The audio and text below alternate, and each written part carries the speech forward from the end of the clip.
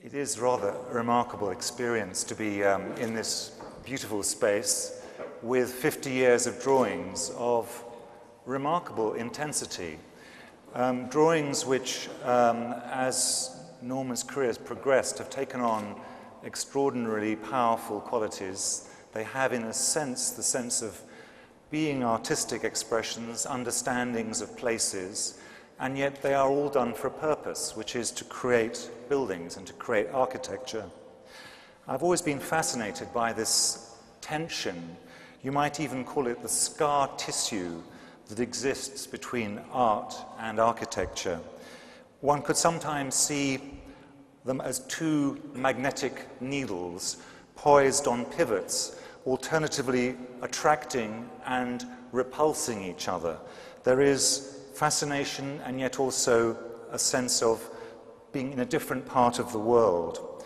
Joseph Rickwert, a very interesting critic who has the added bonus for an architecture critic of having actually built, which is more than I've done, published a fascinating book a year ago called The Judicious Eye. And it was an exploration of 250 years of the gradual, as he describes it, growing apart of art and architecture. There was a moment, as he sees it, when these two fields of culture were a unified whole. And he dates the moment to when they started to diverge from the time when the Adam brothers in England started to decorate interiors on an industrial scale. And since then, the growth of this gap between them has become, as he sees it, an unbridgeable gap, a divorce. Although from reading Rickvert's book, it sometimes seems that he was quite happy that the two didn't stay together for the sake of the children. I'm showing a few slides, and the first one is, I think, quite a pregnant example of that repulsion, attraction that art and architecture have. In the 1940s, a very interesting French Benedictine, Alain Couturier, had become very anxious about the way in which, as he saw it, the Catholic Church in France had stopped patronizing great art and had seen art in the church become lifeless. He was to go on to secure for Le Corbusier the commission to build Ronchamp and La Tourette. But before he did those things, he managed to persuade Matisse to agree to create the interiors, the art, the vestments for a chapel in Saint-Paul-de-Vence. And this is the exterior. Now, Couturier said, "We would love to secure for you a great architect. Would you want to work with Le Corbusier?" And Matisse said, "I'd rather have Auguste Perret because he will do what I tell him." And the result is this building, which I have to say is not Perret's greatest work. And inside it is one of the most sublime works of architectural art of the 20th century. And I suppose in my mind the question is, would this great art have been greater or diminished had it taken place in a great work of architecture? The tensions between art and architecture have become sharper and sharper. You can see it brought painfully close here in the non-meeting of minds at the Getty Center between Robert Irwin, who is responsible for the garden, and Richard Meyer, who is responsible for the architecture. There was a famous film which documented the tensions between them, in which both halves managed to diminish, I think, the end result. But it's not only architects and artists who have tensions between them. Artists themselves have a habit of sometimes not getting along. This is Noguchi's garden at the UNESCO building in Paris, a building which was designed by Marcel Breuer. Le Corbusier never forgave him for getting the commission, and Breuer was very keen to work with a range of important artists of the time. Alexander Calder, Noguchi, and of course the artists were also jostling for position. And when Noguchi managed, with the help of the Japanese government, to secure this site, which had originally been allocated to Calder, with this huge and very beautiful garden. Calder's words to Noguchi were something like, "I suppose you're now going to put sugar on the bottom and call it Mount Fuji." Teamwork, we are always told, is a great thing. Paul Rudolph, who taught Norman many years ago at Yale, once said, and he'd also been taught by Gropius at Harvard, once suggested that the only thing that Gropius got wrong when he was teaching him was the idea that architects should collaborate. According to Rudolph, architects were never meant to collaborate. It's either your work or the other guy's. And that seems to become even truer for art and architecture. And yet there are times when art and architecture seem to be converging in one sense. This, of course, is one of Donald Judd's remarkable pieces at Marfa, the American Army base in the deserts of Texas, which he spent many years turning into a kind of, I don't know, a Stonehenge for the modern world, I suppose, in which he understood that to appreciate great art, it's sometimes necessary to travel, to be prepared, to be in the frame of mind to see it, rather than to encounter it in the sometimes overcrowded setting of a contemporary museum. Judd, of course, himself had some architectural training. He talked about the connections between art and architecture, and he once, I remember, telling me that while the two might appear to be converging, in fact they are actually becoming very different. There was, I suppose, a sort of metaphysical argument at work in his mind. He would say that when he was doing architecture, he was an architect, and when he was doing art or design, he was doing art or design, and though the two might appear to be the same, they were in fact different, which is the kind of thing only an artist could say and no architect could dare to say. Maybe it's something to do with the ideas of the American economist Thorsten Veblen, who wrote a book called The Theory of the Leisure Class at the end of the 19th, beginning of the 20th century, in which he tried to understand and explain human economic behavior through cultural norms rather than through raw economics.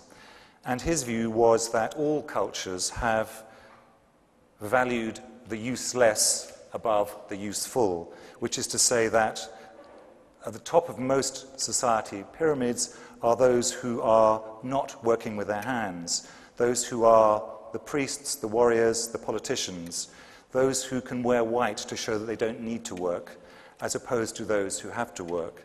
And one could say maybe that there is a status hierarchy around architecture and art which reflects that to a sense, that somehow art is freed from the burden of utility which architecture must carry.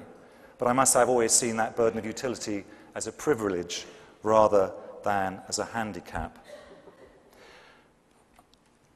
This is a thought about how architecture and art can collaborate and what the two do offer one to another.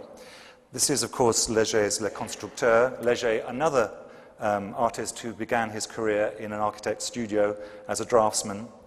But in 1943, he and José Luis Sert, who famously designed the Spanish pavilion in Paris, which accommodated Guernica, and the Swiss theorist Siegfried Giedion got together to write a manifesto on how art and architecture might work together in a modern sense. And they called it 9 points on an architecture of emotional resonance, 9 points on monumentality. And if you don't mind, I'll read point 7, because I think it has something to offer us as we think about these subjects now. Sert, Léger, and Giedion. The people want the buildings that represent their social and community life to give more than functional fulfillment. They want their aspiration for monumentality, joy, pride, and excitement to be satisfied. The fulfillment of this demand can be accomplished with the new means of expression at hand, though it is no easy task. The following conditions are essential for it. A monument, being the integration of the work of the planner, architect, painter, sculptor, and landscapist, demands close collaboration between all of them. This collaboration has failed in the last 100 years. Most modern architects have not been trained for this kind of integrated work. Monumental tasks have not been entrusted to them. So it might be argued that one of the reasons that art on a large scale has started to appear in architectural projects might be to supply that missing monumentality. Thank you very much.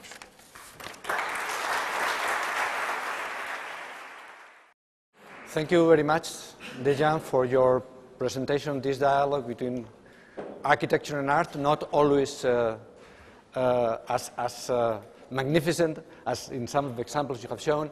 Now is the turn of Richard Long,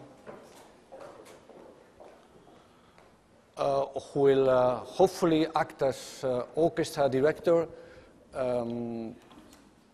pointing at the lights and the sound, so you must be always attentive to his gestures, because he is going to conduct a performance in which the music is very important.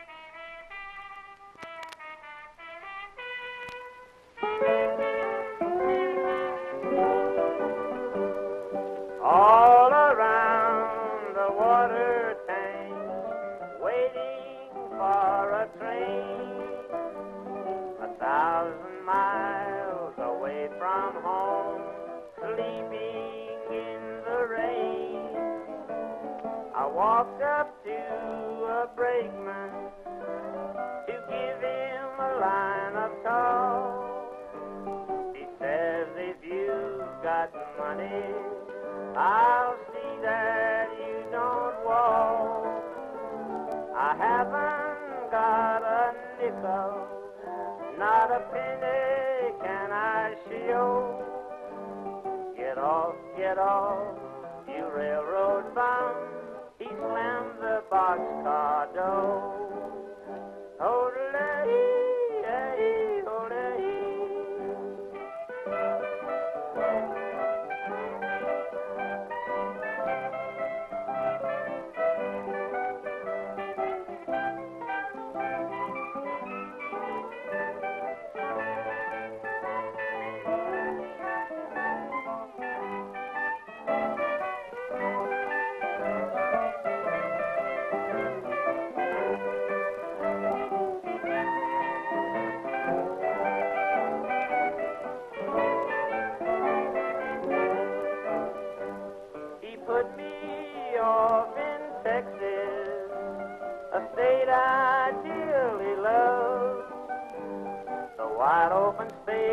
all around me, the moon and stars up above. Nobody seems to want me or lend me a helping hand. I'm on my way from Frisco, I'm going back to Dixieland. Though my pocketbook is empty and my heart is full of pain, I'm 1,000 miles away from home, just waiting for a train.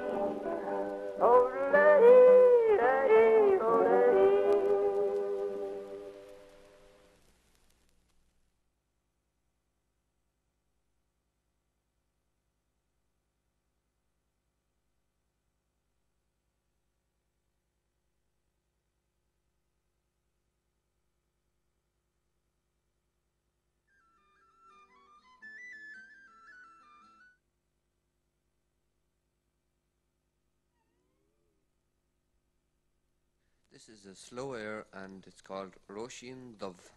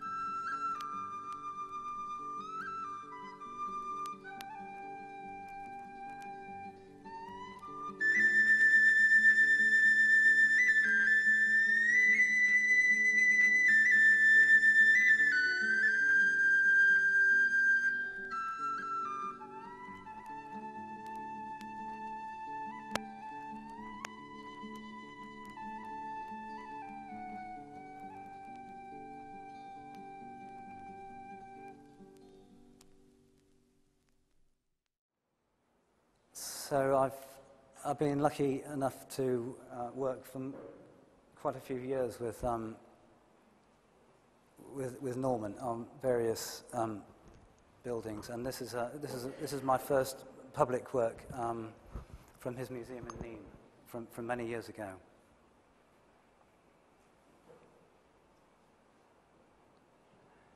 That was white china clay directly on the concrete wall.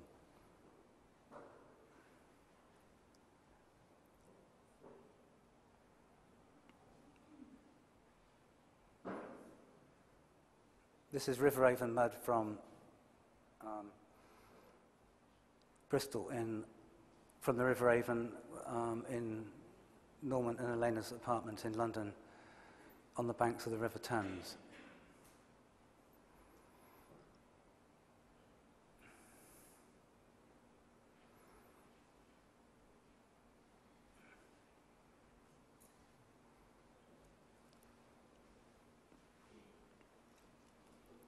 This is their house in La Voile in the south of France.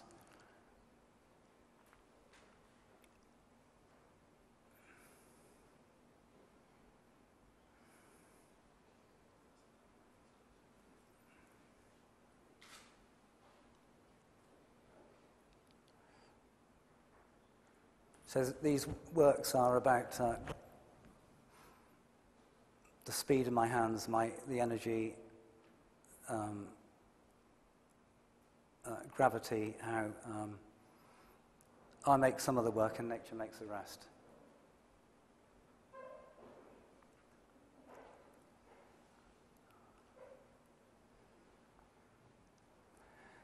These were two circles that went down the middle of the main wall of the house, through all the floors, and the two circles in some ways are exactly the same, but of course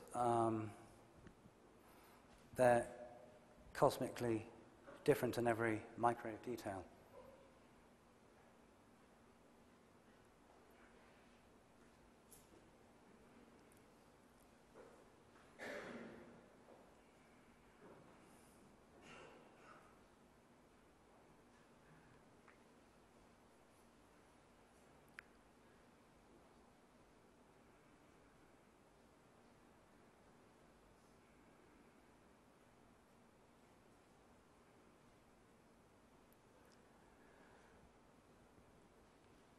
This is all I was lucky enough to be given to work on in Norman's amazingly beautiful Hearst Tower in New York.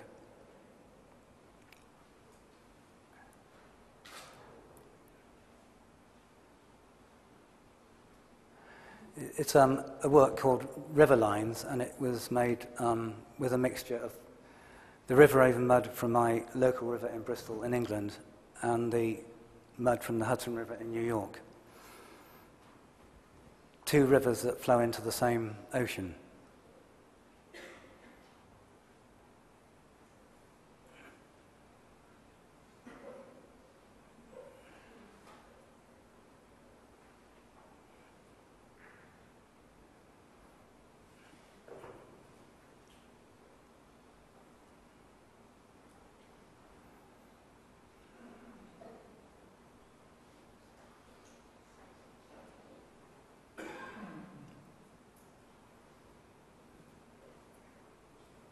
That's it, thank you.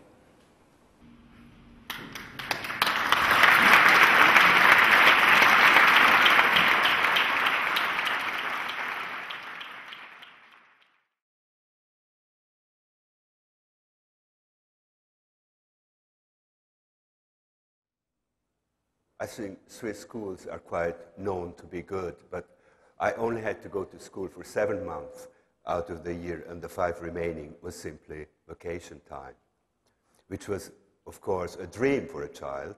But on the other hand, you also had to come up with something interesting to do, of course. And we engaged in building all kinds of structures in the woods, like cabins and some quite sophisticated, also some with water lines and so on. Anyway, we lived in the trees, very much like Italo Calvino, the Baron in the trees, Barone Rampante. And as you grow older, you tend to forget those beautiful moments because you have to make sense, you have to be serious, and you have to make money, to use Saint-Exupéry's expression, maybe. 10 years ago, I went to Africa and started to build with the same passion that I had when I was a little boy in Saint. And so I went to Niger, which is in West Africa, to a city called Agadez. I had never been there before, and I got up in the morning, left the hotel, and outside there were Tuaregs trying to sell me jewelry. They're famous for silver jewelry. They don't have sculptures because they're nomadic, so they don't have the means to travel with sculpture. I said that I'm not interested in jewelry, that I would like to get some land. And they said, no problem. By 8 o'clock, they showed me the land. I liked it. The deal was made. And an hour and a half later, the first workers arrived, and we started to build the wall of this house. There are no laws, or you don't need any permits, no building permits, so things speed up. I tried in the meantime to make a little drawing on a piece of paper, but since the workers, most of them cannot read, they didn't understand what I was trying to express, so I simply draw in the sand where I wanted the wall to be done, and this is the first house which I built. It's on 3 stories, as you can see, and it has 4 doors. One on each direction. On the 2nd floor, that's my room. It's quattro porte, very much like a Maserati quattro porte, I said something. I didn't know at the time that when you start building in Africa, the workers are staying with you. They become part of your family almost, and they take care of the house just like they would take care of a newborn. When it gets wet, the house gets wet after, in the rainy season, they take care of that. And since there were 55 workers, I better came up with something else to do. And it was, of course, fantastic because it's kind of like architecture without architects, to use Rudowski's terminology. So I had to build something else. Niger is among the poorest countries in the world, and Agadez, being 1,000 kilometers away from the capital, is the poorest city in the poorest country in the world. And the land that it just had acquired is in the poorest section of town. So I don't need to describe you the school, the neighborhood school. It was simply something I had never seen. So my next project was to build a school for 450 kids. And I kind of did it reverse. Instead of building a house where children would go into the school, I did the reverse. They're actually sitting on the school. So it has this pyramid form, and the interior, as you can see, is empty. And it's used for the rainy season, for the cold months in the desert, and also for the extreme heat. So when they attend school, they sit on the building, and the building disappears. It becomes like a human sculpture. And a sculpture that moves, that talks, that also sings and prays.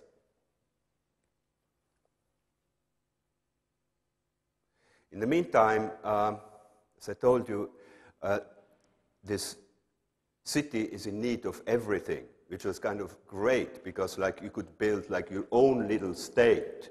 So I got some other land in the eastern part of the town where I will build a place to drink tea, a football field, and also a museum for dinosaurs.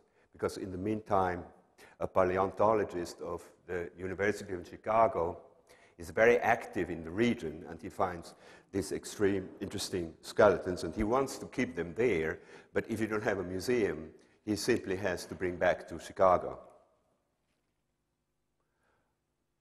And then I got another place in north of the city in an oasis called Alada, and I did this house. This is a house to watch the moon. And then this is another building for against sandstorms and extreme heat. And next month at the Kunsthalle in Vienna, I'm going to install one building which has this form, and it rests in the evening, and in the morning it gets up, just like people get up to go to work. And then, for you who went to Africa and you experience the sunsets, it's something which is so intense. It doesn't last very long, but it's so intense. And while this is in an oasis, I wanted to have a better view of the sunsets. And I built this building, which is on 4 floors, as you can see. And it has 3 stairs to hold up the tower. Now, this was never done before, because no one has ever been building a 4-story house out of mud in Agadez or in Niger, and maybe in all of West Africa. So you can imagine the discussions we had. There were incredible discussions all the time, and one day I heard someone saying, I think Not lost his goats, which in Tuareg language means he's losing it, he's becoming crazy.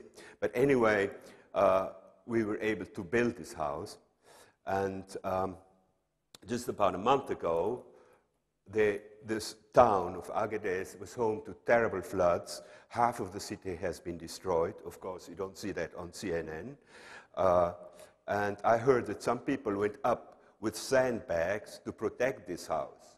And they said, well, why do you protect this house? It's just a house to watch the sunset. But they said, it's the best we have, which was tremendous compliments. Now, this house is actually something that it's in itself, I think, almost a bit pure, where you cannot add anything to it or remove anything from it. And I thought immediately after its completion that, like Americans, they built bases, military bases around the world in every continent. I would like to do the same with this house, to build a sunset, to build on every continent. And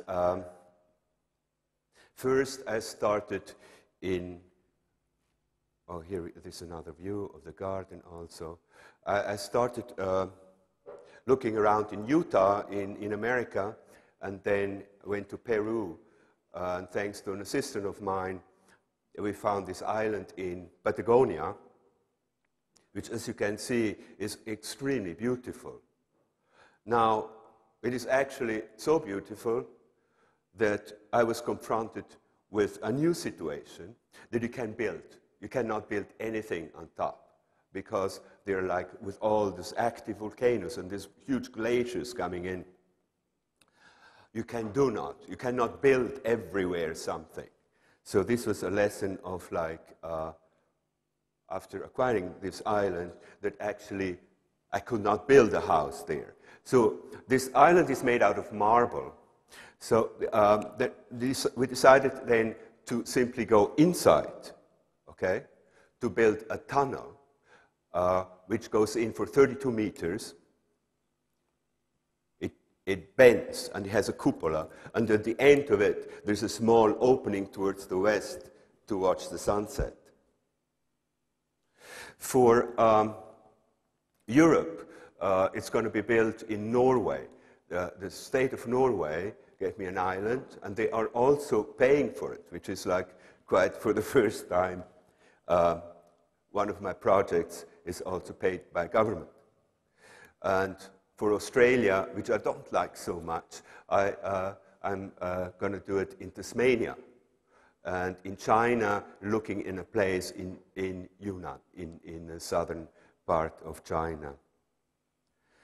While this was going on, at the same time, I had a garden, a park outside of my hometown in Switzerland, because I wanted that also to use it as a playground, because as a sculptor, to do outdoor sculptures, and my sculpture is quite vertical, even if the sculpture is 8 meters tall, but it stands next to a tree who is 32, the tree usually wins, so you're usually the loser. And the parts that I had seen public and private didn't really, I didn't like them so much. So I was trying to do something different. And in the 10 years, I've been building bridges, 3 bridges. This is one of them, where when you cross it, you meet in the middle. This bridge leads nowhere. It just leads over a river, and on the other side there is a wall. And then there are also a few towers. One is the Tower of Silence, and this is another tower which I wanted to add a kinetic aspect to it. And therefore I covered with hair, and it also moves a little bit, just like the school in Agadez. It's always a little bit in motion. And then there is like one house which I've been working with an engineer for like 2.5 years. It's like a house that by remote control disappears in the ground. So you can have the house, or you can have it, disappear, because the valley where I live, and where Norman also lives, the Engadine Valley, which is very, very beautiful. It attracts lots of people, and lots of constructions are made, and I would say 98% are simply horrible. They're imitations of the old Engadine house, which is very beautiful. But not only that, only 5 weeks out of the year these houses are used, and 50 weeks they're empty, and you have to look at these houses. So this would be maybe an idea how to get rid of it, and I will try to show a short movie how it works.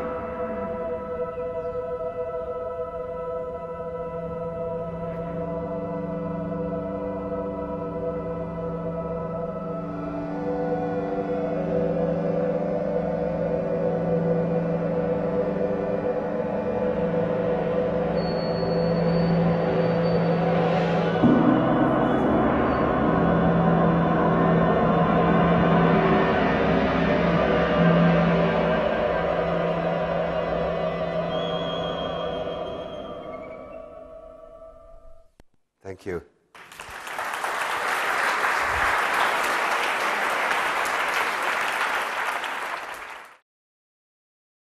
To begin, to break the ice of the dialogue, I would ask Norman to make a short commentary on the three presentations we have listened to.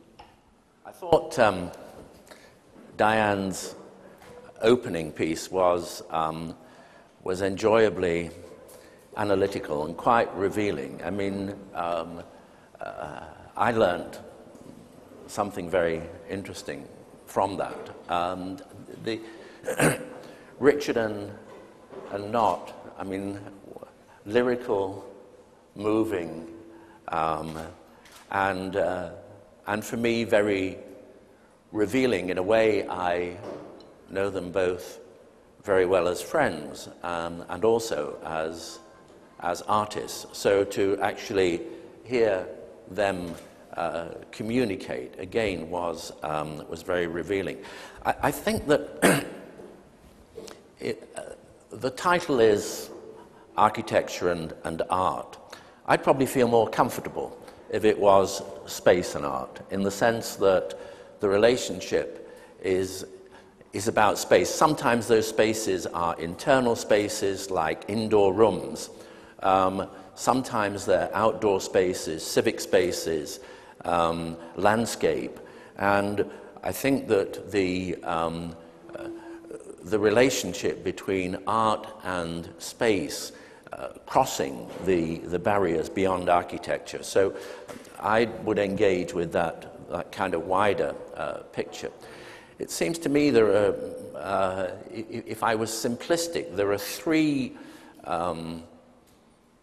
situations. One where the relationship between art and space is a selective process where with an existing building you can create a dialogue, maybe in the way that perhaps Mies van der Rohe did with the sculpture in the Barcelona pavilion. So there's a kind of selective eye, the relationship, rather in the way that perhaps somebody would curate a show in a gallery, an awareness of the space and a very careful selection of works by artists, painting, sculptures, whether that's within a sequence of internal spaces, major internal spaces, civic squares, or landscape.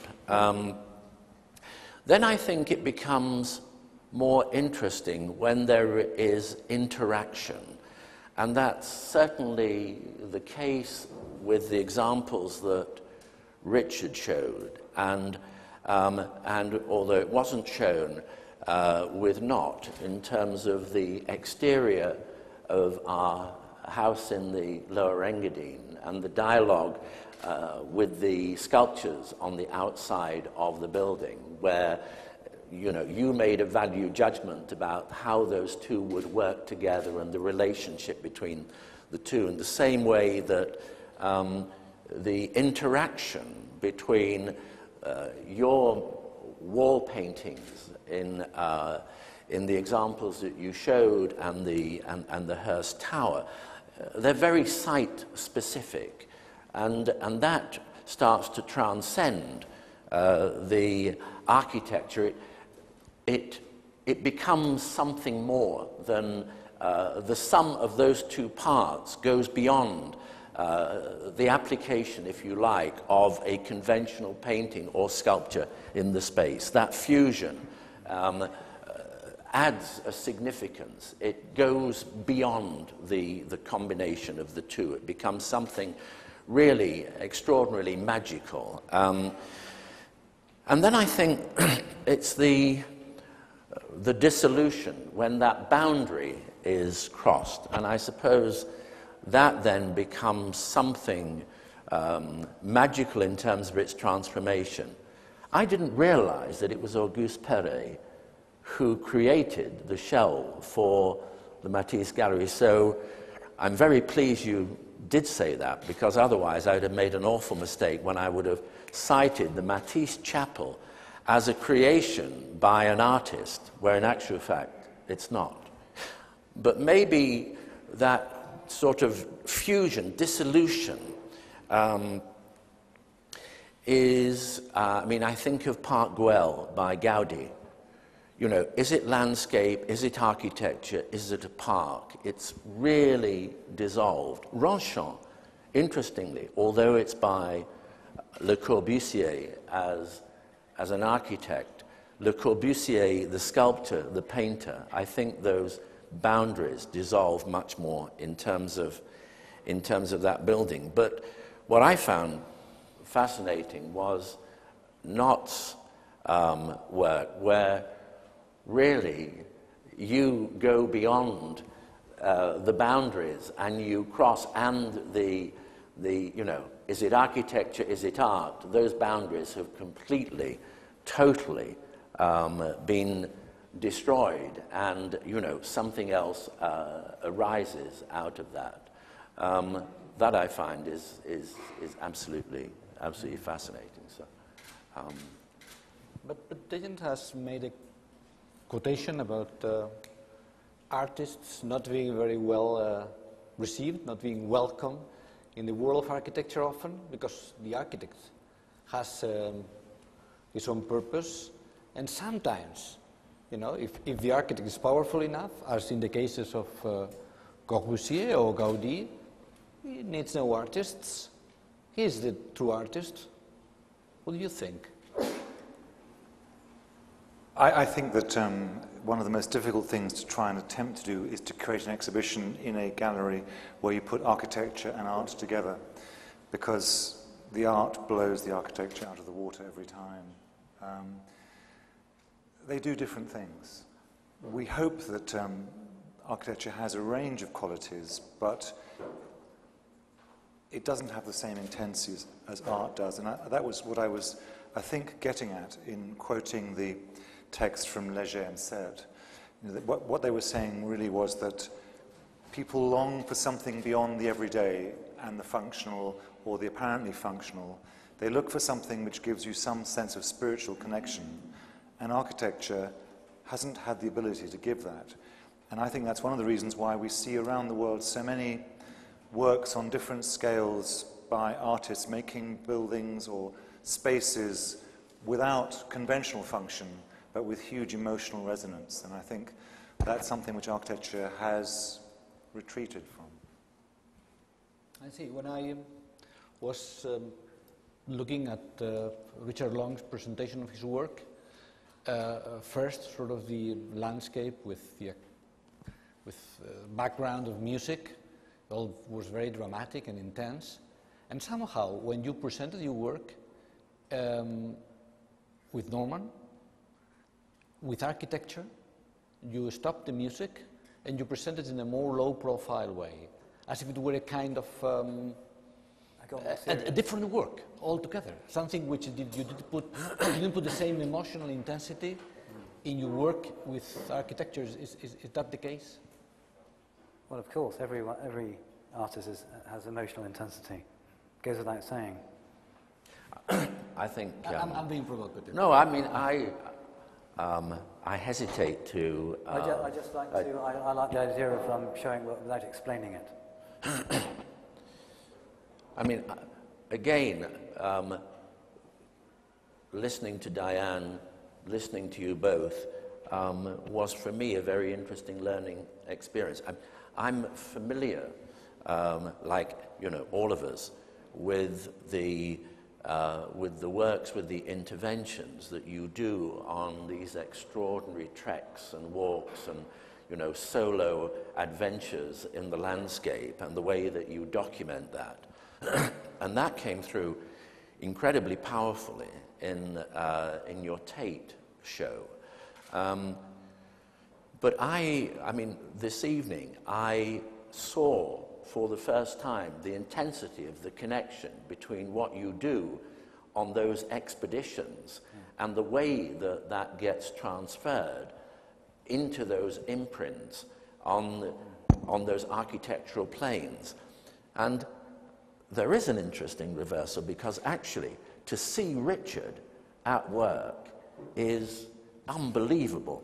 And that I remember somebody coming into our apartment and seeing this dramatic kind of landscape, and this was a real challenge because very discreetly, because we never publish our homes. So, Richard very nicely showed the work, but because he held back from showing the context, nobody will know that really there is. If you imagine a space, it has a very long window, and it's got the Thames, and it's got the skyline of London, and it's very, very, it's very dramatic. And you have a long table, and the challenge was to create something, the opposite side of this table, to, in a way, be as interesting to contemplate as the skyline of London and the Thames immediately below, with no road between. And one of our concerns was that, you would have a dinner, or the family would be having dinner. Some people would be facing the view, others would be facing a blank wall, which interestingly did have natural light sort of deflected onto it. And Richard pulled off this unbelievable act of creating a counterpoint to the London skyline, which was every bit as compelling as, the view beyond. And somebody said afterwards, how long did Richard take to do that work? And I said, he's been doing this, it must have taken him about 45 years. Which was not what they wanted to hear, but was really the truth.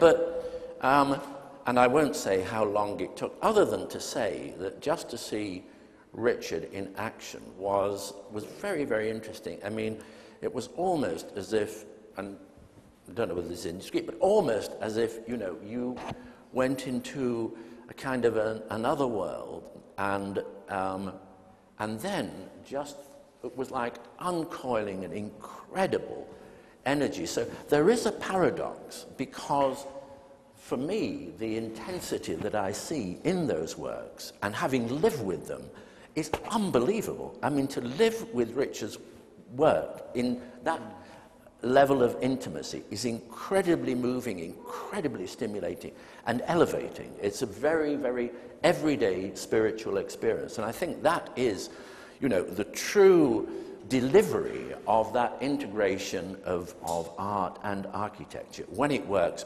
boy, does it deliver. Do you feel better at the beginning and the end of the day? For sure you do.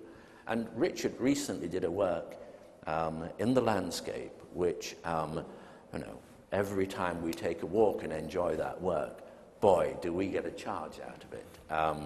So it's not a sort of gestural thing. It is really about the quality that, and the same is true of not in that little kind of very peasant house, that romantic escape route. Open the door off the street, and the first thing you see are, the silver portraits that you did. And I'm not going to explain how you define a portrait, but again, a great charge. No, I confess I was puzzled because his work in landscape has this kind of silence and humility and low profile, and then paradoxically, indoors, be it in Nîmes or in the Hearst Tower, has a kind of monumental scale. Even in your own apartment, it is monumental. Whereas his work in landscape looks much more sort of subdued. And this to me was the great paradox of his presentation and this kind of two different kinds of works, with architecture and with landscape. It picked up a theme of Deyan. I think for me it's not a paradox for me, it's just a different manifestation of my energy. So the energy that goes into the walking and climbing a mountain and putting some stones into a sculpture. It's the same person, it's the same artist, it's the same energy that makes Norman's mud wall. It's just a different form. I found the music actually a fantastic insight. It never occurred to me that there could be a soundtrack to the outdoor pieces, and suddenly actually roots it in places in a very powerful way. Right. And I was also interested to see that whereas you normally use your hands to build your circle of stones or to paint the walls. In the case of Nod, he uses sort of the communal workforce of your African adopted home. But he's making lines in the sand, interestingly, I think. So what is the sort of your personal implication of your own body in this architecture that you build, be them in Australia, Tasmania, or in this case in Africa? Do you have the same kind of well, I think my work is a little bit more conceptual in a way, because I'm not actually building these houses. I'm just like not even design. Well, I'm designing them, but like I'm just outlining it, maybe on sand. The social aspect. I mean, I've always been interested in that. I always had a door open, let's say, for situations which had immediately to apply to the other person's needs. Once I went to, for example, I traveled once in Nepal, and a man came up to me with his burned child, which was burned the day before, and asked me, because I'm white, and asked me for help. I can't turn that down and continue. I have to intervene. So what I did is I brought this child, this family, to the hospital in Kathmandu, and with Western arrogance, I went up to the doctor and said, "You better take care of this kid," because I brought him in from 60 kilometers away. They have been on the road for 6 hours and he's badly burned. He just looked at me and said, "You wait." And that was something that I learned, this Western arrogance that we think that we have. So anyway, this doctor became my friend, and he told me that what he needs is actually a burn unit, because this occurs very often. And I'm an artist, I'm not an industrialist. I cannot build a hospital in Nepal, but I simply could not turn it down. I had to find a way how to do that. So when I flew back from Nepal, I was actually thinking of what happened really, like this kid was burned with hot milk, the fire was made with cow dung, because the only wood that these people had was sold to tourists who went up K2 or whatever. So like, I thought like, well, in Switzerland we have lots of cow dung. So I started collecting them and bronzed them and sold them in the West. And with what I could make, with what I made from it, I could build this hospital in Nepal. So like, you see, like, it's always kind of like, you always get something out of it, you know. I learned so much of it from my personal experience, but also it kind of feeds my art, you know. I'm constantly in situations like that, which you end up in a place.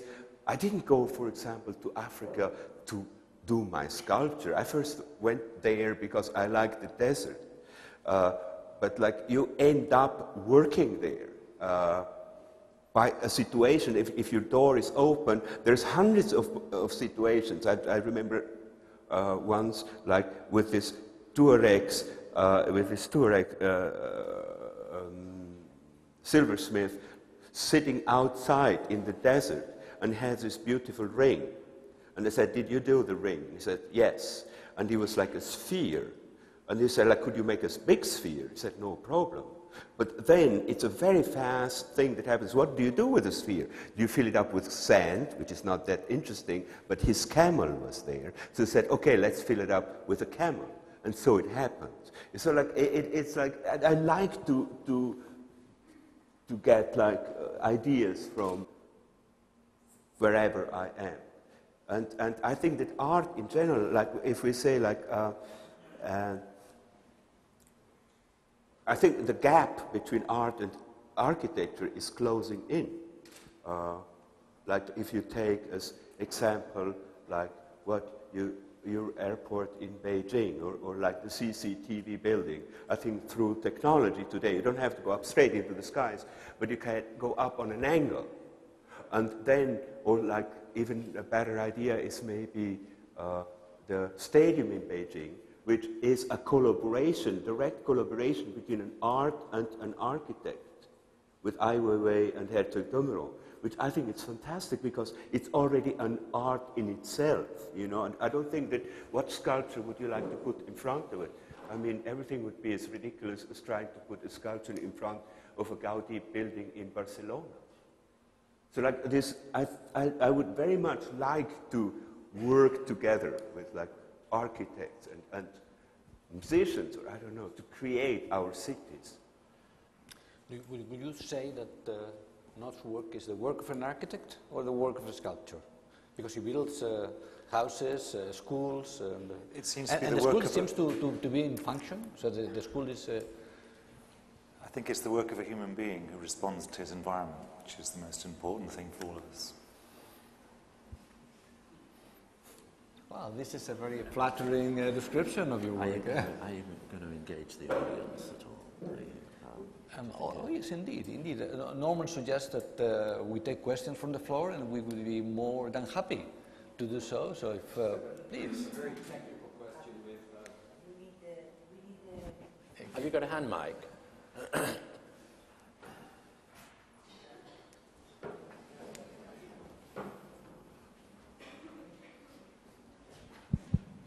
A question for Nott. Did you say that the Tower of Silence is covered with hair?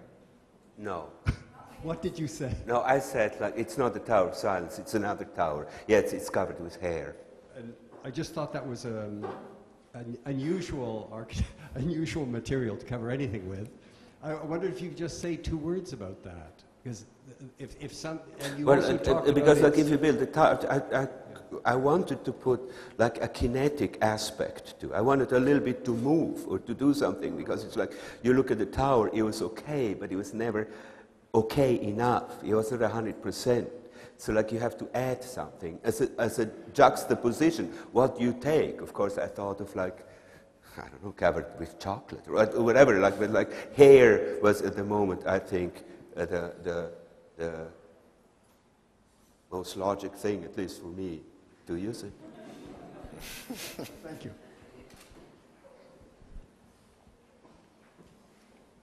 Now, Norman, we see that we have seen several approaches which think to perceive a certain coming together of architecture and art. But we are used to describe architecture as useful art. Not any kind of art, but art which is useful, which has a function. Would you still describe architecture as useful art? I think there are two. I think that which of course implies that art is useless. I'm sorry to say, Quite but true. Quite right. yeah. Oscar Wilde was right. I think the architect is constrained by a whole range of constraints, and the constraints become the generators. And obviously there is an aesthetic, artistic dimension to the best works of architecture, in the sense that those constraints, whether they're the forces of nature in terms of gravity, wind loads, whether they're the circulation routes, whether they're the complications of security or whatever. The challenge is, I mean, you mentioned Beijing Airport. How do you manipulate that in such a way that the sculptural form of that is evocative and the use of colors and so on is evocative of the entry to China. So it's in the 21st century, the cutting edge of technology, but it is symbolic, it evokes, and so it has those dimensions. But the artist, so the constraints become the generators, but it is a different world, I think, for the artist. The artist, in that sense, is not answerable to a client. There isn't, now, okay, there is a tradition of the patron in the past who will commission those artists, but, you know, wonderfully, you're both incredibly free. You don't have to ask anybody's permission to go on a trek and make interventions in the desert or in the mountains, in the same way that you don't have to, you know, except perhaps in parts of Switzerland for some aspects, although I can't believe that you engage with the equivalent of health and safety on your projects. I mean, they're death-defying, the things that you do. We always, because we have this political position, we're actually, and I think that we as artists, we also have to be aware of that. Like, let's say my hometown, there's a bench in the middle of the town, and the bench is there since 1622, but one day it disappeared because the man didn't want the bench anymore, because people were smoking on the bench. So suddenly the bench is missing. And this thing was, with my 93-year-old mother, she wouldn't get over it, you know. So like, who intervenes? The mayor can't, but I'm in a position to go there and say, you better put your bench back, or you know, like, so you are in this position that you kind of like, also in certain times you play the l'enfant terrible, you know, like you do all these constructions in Switzerland and you know it's all illegal. It's all illegal until one day they come and take a look at it. And they say, they put points to it. I mean, first of all, it's out of construction site. It's in the wood, on water. That means immediately, to demolish immediately. But then you have to, at the end, they also say, well, it's also, now this guy has been working for 10 years and trying to create his dream, but then they have to invent a new thing. They have to do a cultural, it's a cultural site now. So I'm free of doing what I want. Yeah, but there is something which I wanted to point out, and as architecture and art, or architecture and sculpture, come closer and closer together, of course, art can be very inspiring and for all of us, but in the last decade, or even the last 2 decades, monumental architecture with a very sculptural quality, what has been described as icon buildings, have flourished all over the world, and now are submitted to great criticism in the public sphere. I think we have grown a little bit sort of exhausted with icons, and we do ask whether architecture should be so iconic, so influenced by sculpture, so that they provide sculptural icons. Can you comment on that? I think we're also exhausted with certain iconic art as well, actually. I mean, the same phenomenon of irrational exuberance which infected architecture, I think, affected the art world in the last decade. And I think there is now a search for quietness and calmness.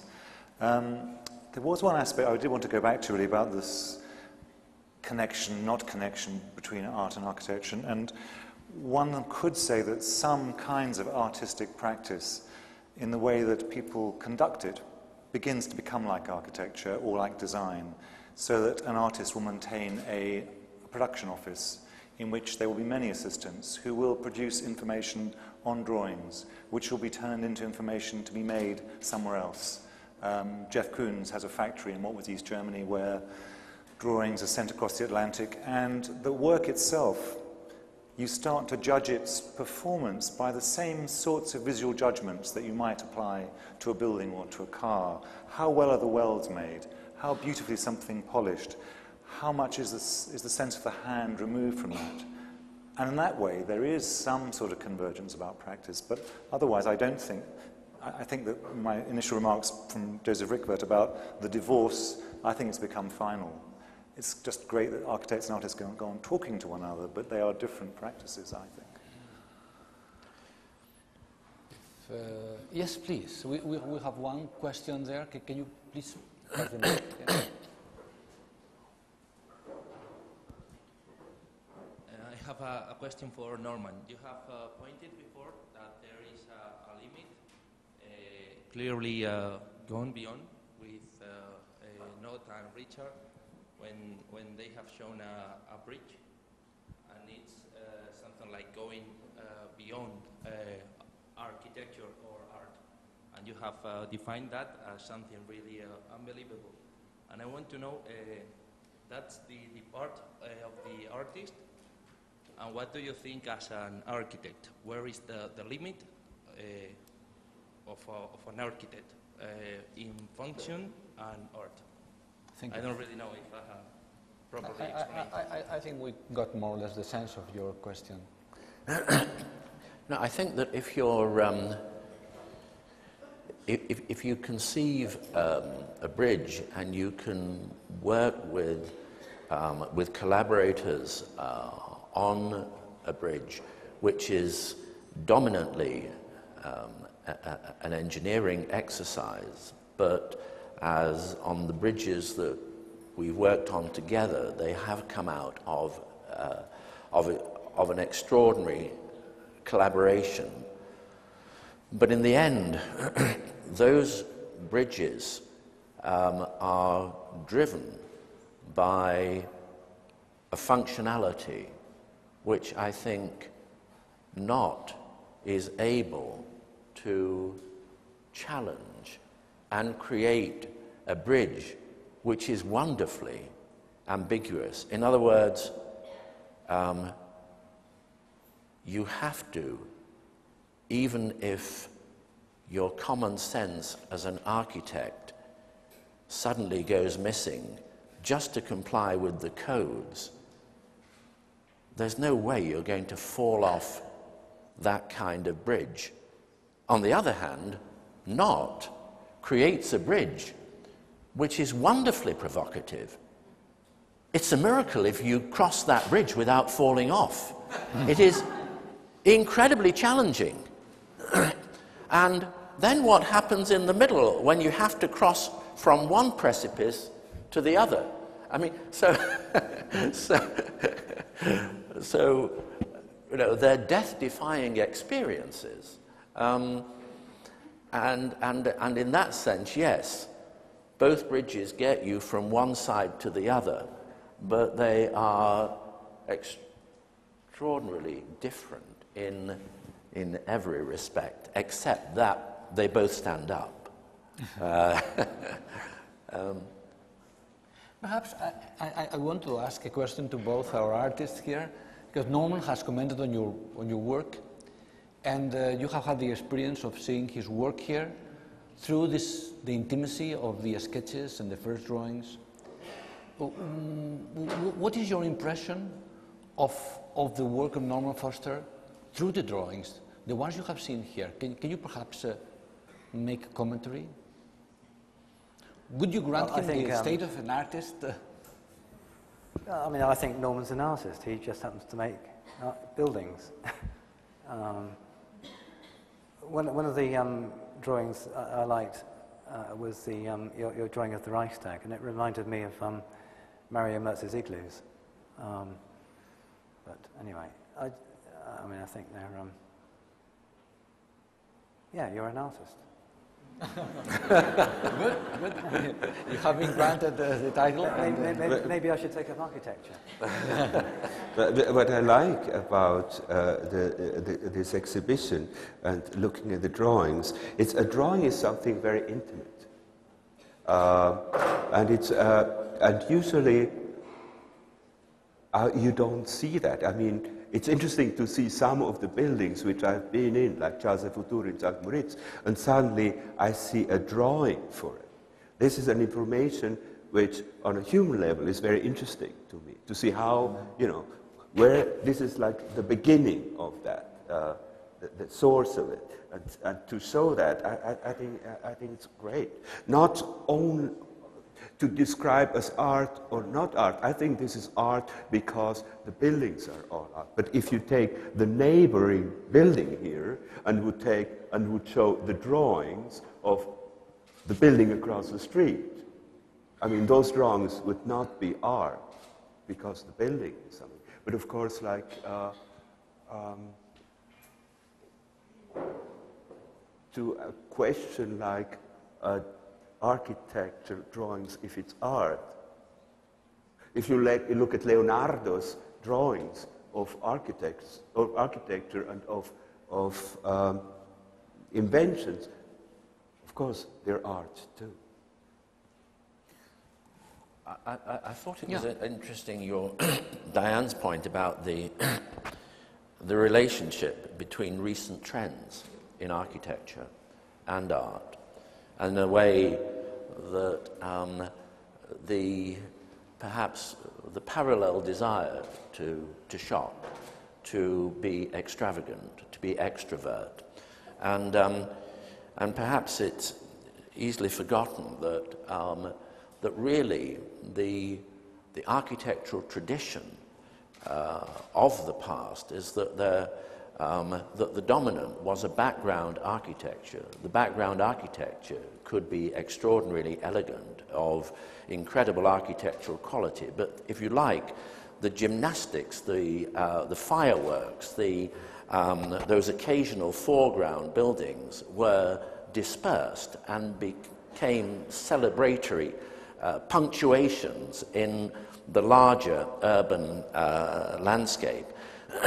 And I think that, you know, maybe some of these tendencies are cyclical, and maybe here we're seeing maybe two issues, two phenomena coming together. One is the kind of digital revolution, the ability to be able to simulate not just three-dimensional explorations, but also structural simulations of more complex forms. But in a way, that has not really, in my view, transformed architecture, in the sense that, you know, Gaudi is as wonderfully three-dimensionally complex. And if you look at the way that Gaudi explored structural forces by the upside-down chain models to see the load distribution, those were incredibly sophisticated and highly technological. So I think there are, and I think your prediction that will, you know, it will calm down, it will be subject to more intellectual rigor, I think is. We're waiting for Adolf Loos to re-emerge after 100 years. I think that what strikes me about the drawings here, and also about architecture, is that it has a mission to explain itself. These drawings are explaining how things will be. Architecture talks about how it's made, what it does. And Richard was saying art doesn't like to explain itself, which I think is absolutely it. We have a question from the floor. I think I have two questions. One for Richard Lang. I was really surprised about the music. I would have never thought you would have put music with the views of your work. For years. Pardon? I've been doing it for years. Do you work with music? No, not really. No, because I mean your work appeals to silence, and I was very, very surprised that you yourself presented it with music. I wanted a small comment on that. Well, in the 70s, when art schools would invite me to do a lecture, my answer to that was, well, you know, I don't want to talk about my work, but I will come and make a lecture, which is more like an entertainment, so that they can. The idea was really that I would make a tape of like 20 songs, and I'd have 20 slides, so they would have to watch each slide for quite a long time, for the length of each song. Because I like the idea that, I mean, those works are out there all the time. So it's,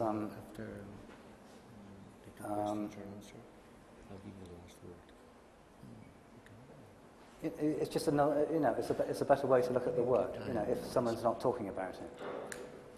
Thank you. I wanted wanted to ask Norman Foster. I was very surprised about your responding to the necessities of a country, that it's another civilization and another needs. And I wonder whether Norman responds to the necessities of urban civilization. You want to change this kind of relation between the needs of human beings and what you think it should be, or you're responding to the needs of nowadays? What is your relation with the needs of human beings? I think as if I talk for myself, my colleagues, I think there's a very strong social agenda. It is, notwithstanding all of the many factors of climate, working with nature, sustainability, the technology, all of those are means to an end, and it's a social end. It's the needs of people which generate the need for a building. Some of those are material, you can measure them. Some of them are more intangible, but they're nonetheless, a fact of life, the cultural context, the spirit of a place. And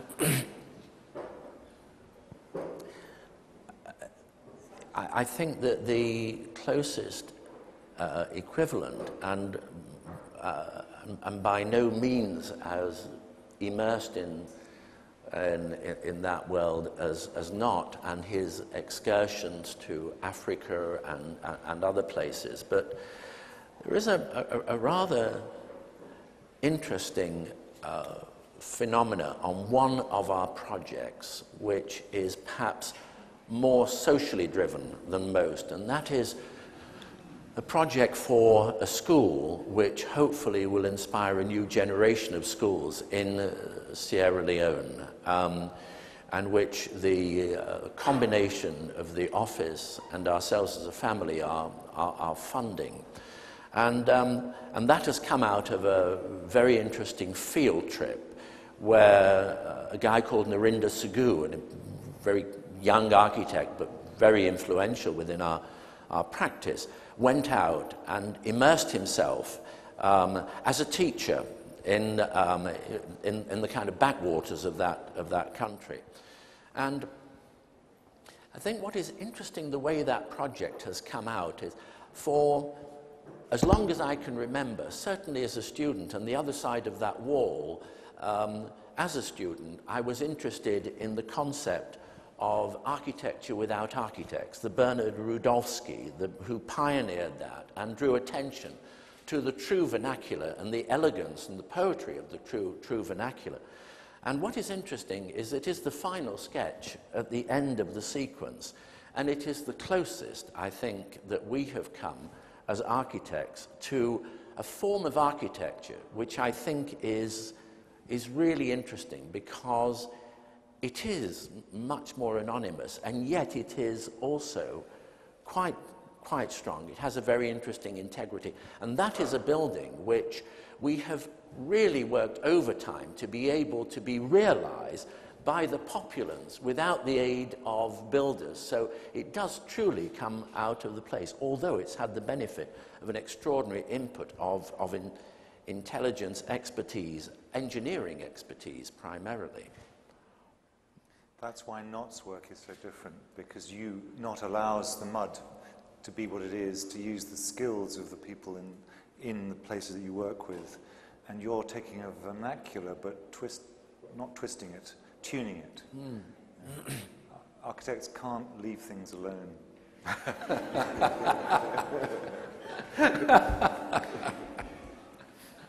No, I think your last question is a very good one to end our meeting with, and I would only ask our artist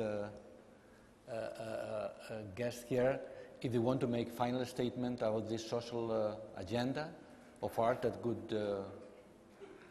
Richard is reluctant to mention that, but of course you are enriching our lives through your work. Yeah. I think in a way I'm an imposter, because my work has nothing to do with architecture really. But the one thing that Norman was talking about, which I feel that unites us is our interest in space. So I'm interested in the idea of the sculpture can be like 1,000 miles long, which is a different idea of your kind of space, but it's still space.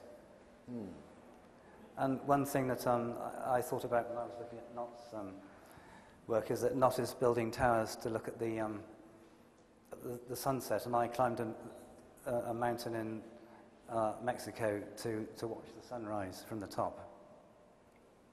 Just another way of looking at the sun. Not? Yeah, I mean, I'm a sculptor. This is just like one aspect, I think, of my work. I mean, I'm really working as a sculptor. This is just like I was saying at the beginning, this is something like where I really, where really I'm very passionate. But in fact, I'm still an artist. Now, another thing, I'm really impressed how many people show up. It's incredible. I'm really surprised. That's really good. Huh? So they're really wonderful. Well, you have written a lot of... you have discussed this in writing often. The social mission of architecture? Yeah, social mission, the relationship between architecture and power, and of course also monumentality. But well, deep down, I think that architecture never really changes. The technology, the languages may be different, but people build because they want to make a mark. They want to show that we're here. And of course, that's a great harmonizing theme. A great harmonizing thing that resounds on the last drawing of the exhibition of the school in Sierra Leone. And of course, it's the very good last word for our first debate that will continue tomorrow with the second and on Thursday with the third. So you are all kindly invited to join us again tomorrow and the day after tomorrow. Thank you all for coming.